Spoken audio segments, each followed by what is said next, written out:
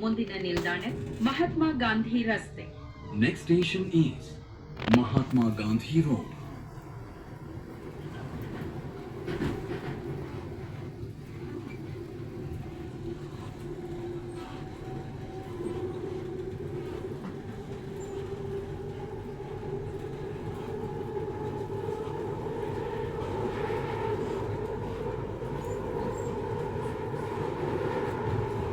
ರೈಲು ಈಗ ಮಹಾತ್ಮ ಗಾಂಧಿ ರಸ್ತೆಗೆ ತಲುಪಲಿದೆ.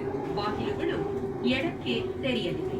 ರೈಲು ಇಳಿಯುವ ಮುನ್ನ ಅಂತರದ ಬಗ್ಗೆ ಗಮನವಿರಲಿ. Train will arrive in Mahatma Gandhi Road and doors will open on the left. Please mind the gap while deboarding.